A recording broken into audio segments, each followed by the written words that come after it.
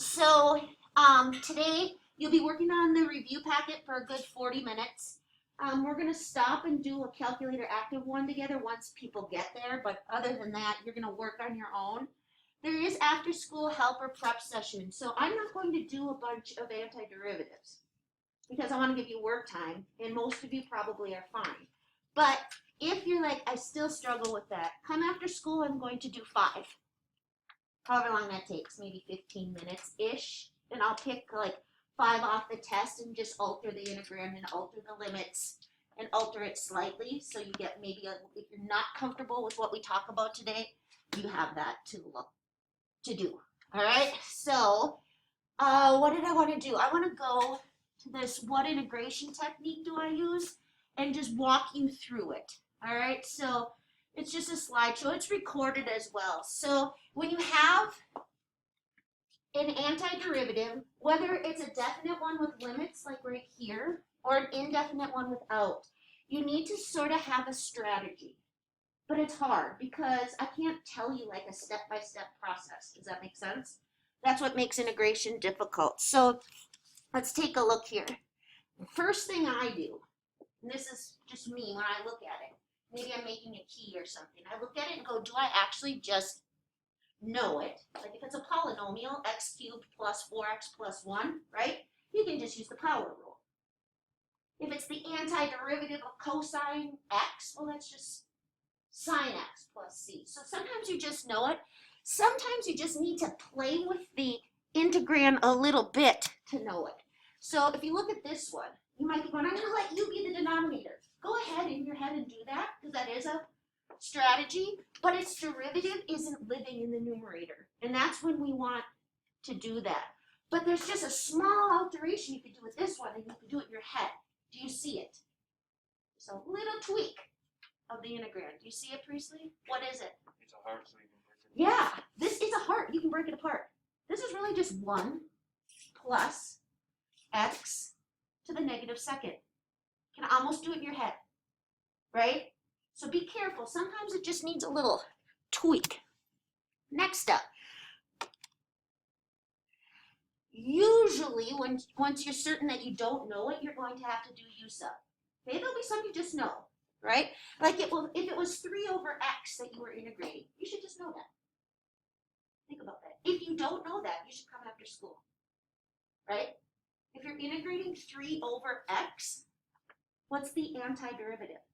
Putting 3 out front, as we always do. And you're really integrating 1 over x. What is that? You know?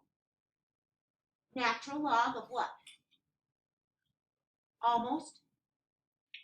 Absolute value of x plus c. So you can, sometimes, just with bringing a constant out front, you'd be, oh, I don't need anything fancy. But once you're certain that you're going to be using u sub, or fairly certain, what's your strategy for determining u? Oftentimes, like I said, it's an inside function, and you're hoping that your du is living outside as a multiple. That often happens. If you're like, I wouldn't know how to do that, come to after school. I'm not going to do all these. So let's do another one where u would be an inside function, or not. This one could be done 2 ways, actually. Who do you see as u? I see tangent of 2x. I do too. Because what's the derivative of tangent? The rest of the integrand, right? But your du would then be secant squared 2x times 2. So you'd have to do a fraction correction. So it's not always the inside function, right? So you have to, but a lot of times it is. But what if that doesn't work? Okay, so then what? Don't go down like this big rabbit hole. Hey, isn't he cute? Right? If it isn't an inside function, but it's a quotient, go to the denominator. It might work, because maybe the derivative lives in the numerator. So picture this one. If you're like, oh, no inside function. Let u be x squared plus 9.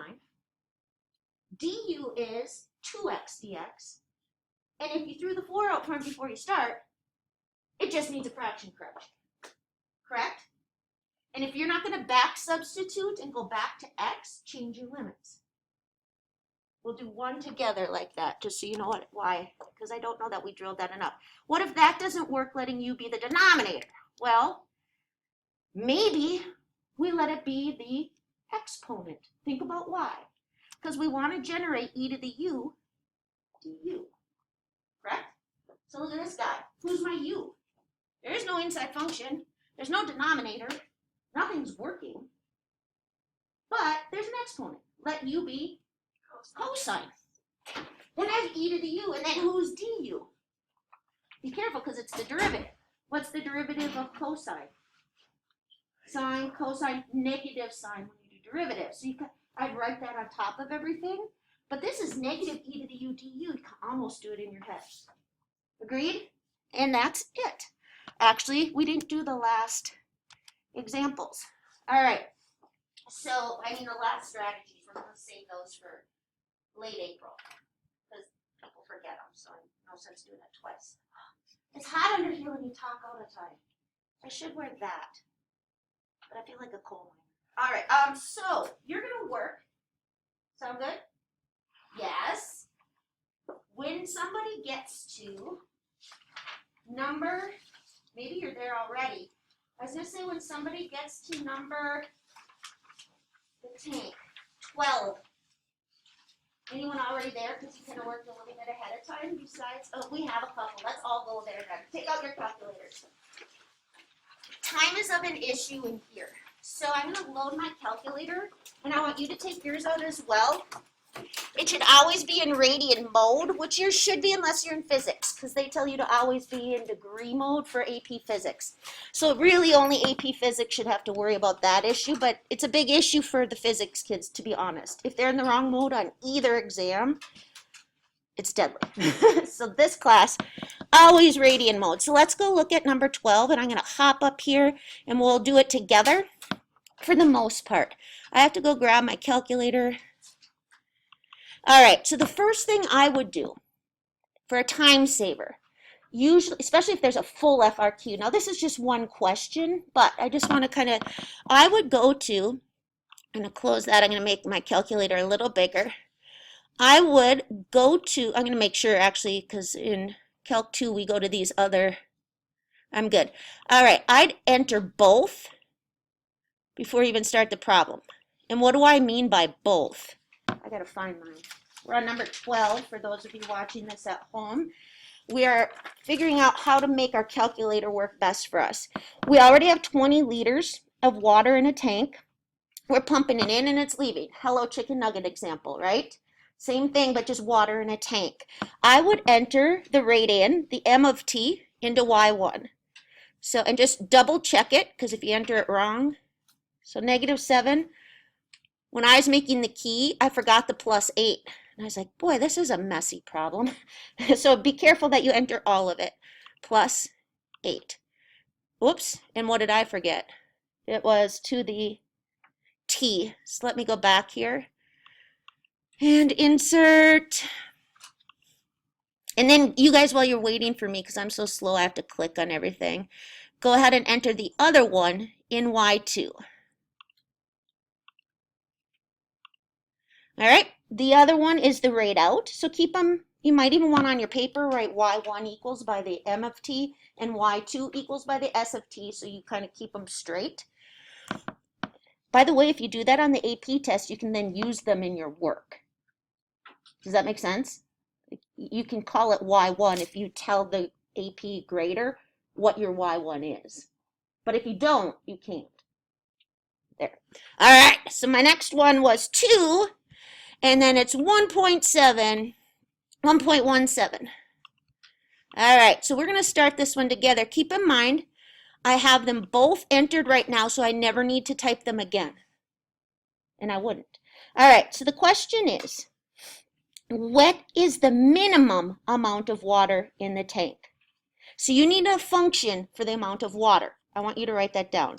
You can call it W of t for water or A of t, but you need to write that. How much water is in the tank at any given time? And remember, we consider if there's any there at the beginning, how many nuggets go in the bin, and then how many leave the bin at any given time. Okay, so you should have written whatever you want to call it, WA, whatever. A of t equals, what should you have written first? 20. Then water in. So plus from 0 to, don't say 11, because this is a function of t. So 0 to t, right? Of m of t. You don't need to write it in. Or if you defined it, you could say y1. That's fine. But I won't waste time writing it all out. See, we're always on a time issue here. And then minus from 0 to t, s of t dt. Got it? Okay. I'm now for maximums and minimums. What are you going to put on your paper? What? What do we make? Table. So go make a table. You're going to be analyzing t's and the amount of water at t. So you're going to make a t a of t table, or w of t if you called it water. Does this make sense? Who's going on your table right now? Endpoints 0 and 11, and I would go calculate. So, but this is what I would do when I go back to, so I'm going to go second quit, right?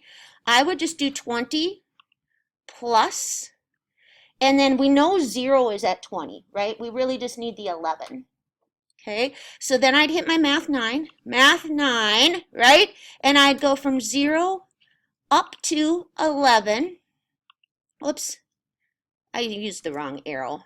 But anyway, you'll go from 0 up to 11. Now don't type it in, right? When you're in this integrand, I'm just going to go over there and not do the whole thing. But when I go in this integrand, what's the quickest way to do it? What button would I hit?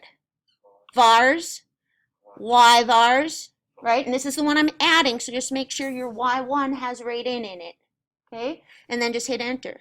It saves you time, okay? And I know mine's not going to work because I hit a wrong key. But you guys go do that and tell me what you get, and if we agree, we're good. So you're going to do 20 plus from 0 to 11, Y1, dx, minus 0 to 11, Y2. Now use your vars. What do we get? Because I entered it wrong. What'd you get, Priestley? I got 13.23. Can someone back him? 13.23 what? 13.233 gallons. Yep. All right. Now, what's my other candidate? How do I find who else goes on the table?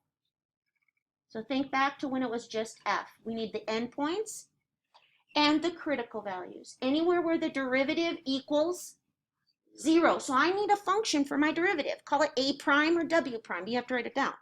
So I have to set it equal to 0, right? So when I do the derivative of that function we wrote, what's the derivative of 20, or the constant? 0. What's the derivative of the integral of m of t? M of t. What's the derivative of the integral of, so make me say, what's the square root of the square of 5? And you go 5. What's the derivative of the integral of, what was it called? S of t. S of t. So you need 0 to equal m of t minus s of t. And I just leave it right there and make your calculator do it. So I would go in a y3. So watch what I would do. Again, for time saving, those of you who are like, I didn't get enough time, it's because you were probably not using techniques I've taught you for saving time. Does that make sense? So right here in y3, I would enter y1 minus y2. Use your vars. Don't retype it. And then if you didn't know, you can turn these off. Or you can just go over the equals and hit enter. Did you guys know that? Go over the equals and hit enter. And then when you hit graph, it will just graph. But I would also set my window.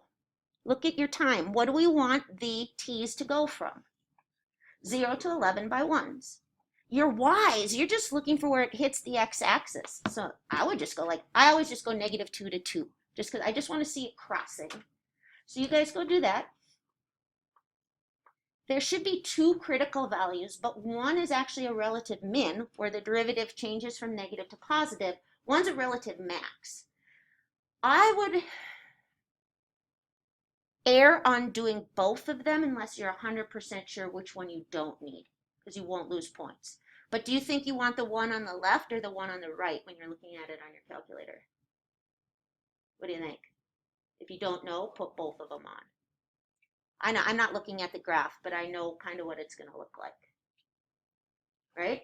So go calculate either one or both of them if you don't know which one.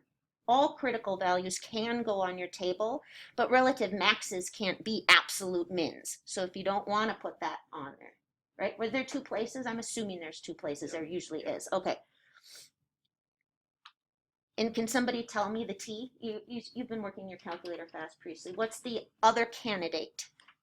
1.5340. Do we have a backer on a 1.5340? And that's the one you have to have. The other one, I don't know what it is, but that, right? I don't really care because that would be a relative max of A, because where the derivative goes from positive to negative. I remember graphing this morning. All right, and then you just evaluate that, and I don't know what it is, and then we need to answer the question. So we go back to our amount of water function, and we go 20 plus. But remember, don't retype. You can do second enter on your last one. Does that make sense? And just change the 11s. So again, we're pressed for time here. I really want you to know how to work your calculators. And can you tell me, you're ahead of me, what'd you get, Priestley? Like 11. Wait. At 1.534. Oh, at 19.300. Any other backers on? You're all nodding? Okay, so now we need to answer the question. What is the minimum amount of water in the tank? 13 point, what was it at 11? 13.233 gallons. We need units, right? Which is also our label here. So remember not and time. So noun, units, time. So 13.233 is my number or my noun. Gallons at T equals 11 is actually at an endpoint. It means it was always, probably most of the time, leaking faster than it was being filled. All right, that's it. You guys work and work. And get as far as you can get in the next 35-ish minutes. I'm going to stop recording.